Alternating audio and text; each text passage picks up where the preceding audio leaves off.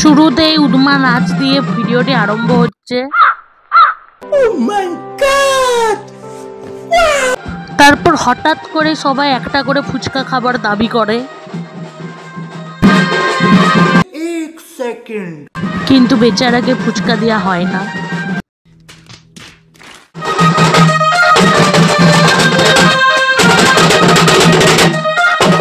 হই হুল্লোড় করে নাচ গান করে মহাপ্রভুকে আনতে যাওয়া হয়েছিল বাড়িতে। এদিকে মাকে দেখে মনে হচ্ছে বিশ্বযুদ্ধ করে এসেছে।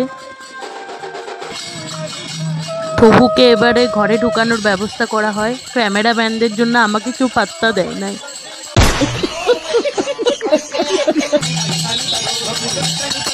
কীর্তন মেলায় চলে আসে। এখানে সবজি কাটাকুটি হচ্ছে, রান্না হচ্ছে, রাতের খাওয়া দাওয়া হচ্ছে। সারা রাতই প্রায় কাটাকুটি হয়েছে। ওর 4টে নাগাদ অষ্টম প্রহর আরম্ভ হয়।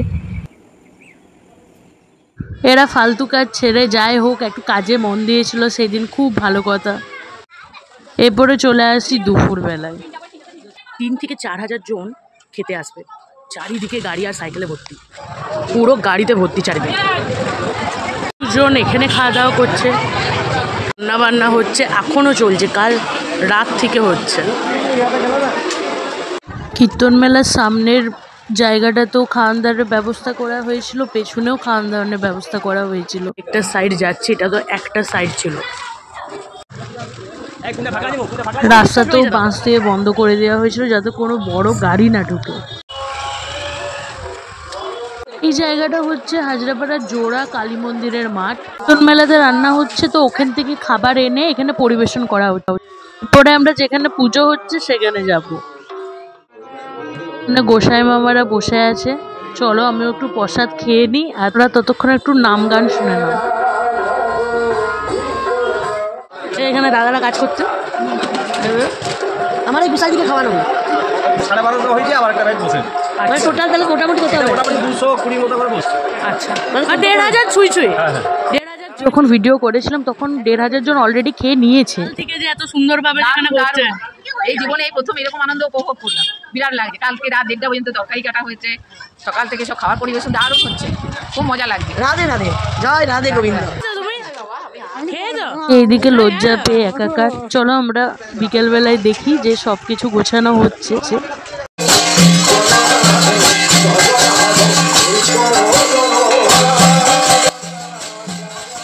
এসেই দেখি সন্ধ্যা আরতি আরম্ভ হয়ে গেছে ততক্ষণ।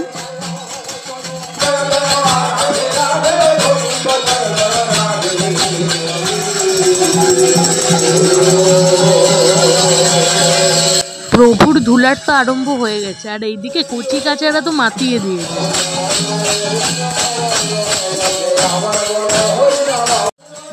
ধুলাটের সময় আবির দিয়ে খেলা আর নির্দ্বিধায় হরি ভক্তিতে আনন্দে ভেসে যাওয়া।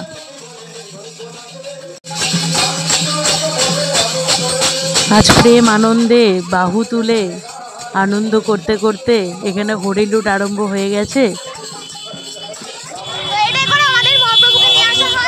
সানজাতটা আগের দিনে মহাপ্রভু আসে, আমরা একজনের বাড়ি থেকে মহাপ্রভুকে নিয়ে আসি এবং সানজাত সেদিনকে আমাদের অধিবাস করা হয়। তারপরে দিন মানে সূর্য ওঠার আগে আমাদের ঠাকুরকে বাল্যভোগ দেওয়া হয়। তারপরে 8টার থেকে সেই পুজো চালু হয়। তারপরে এইভাবে একদিন কেটে যাওয়ার পরে সেই বিকেলবেলাতে আমাদের প্রভুকে দিয়ে আসা হয় ওদের বাড়িতে। এইভাবে আমাদের দিনটা কাটে। এরকমভাবে এবছরের অষ্টম প্রহর এখানেই শেষ হলো। মহাপ্রভুকে নিচে নামানো হয়েছিল। আবার আনন্দ করতে করতে মহাপ্রভু তাদের বাড়ি ফিরে যাবেন। চলুন এরপর একটু নাচন কুদন দেখা যাক।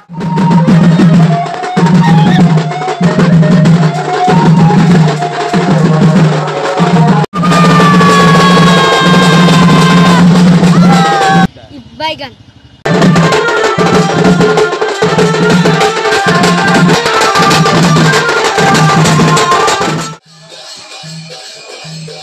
তার গৃহে ফিরে যাচ্ছেন। আবার 1 বছরের অপেক্ষা, আনন্দ ভালোবাসা নিয়ে আবার প্রভু আমাদের কাছে ফিরে আসবেন।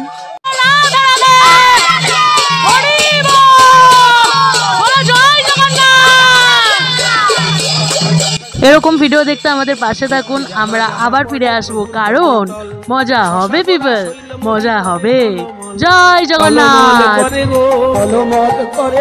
মহাপ্রভুর পদ ভরে টলমল করে গো।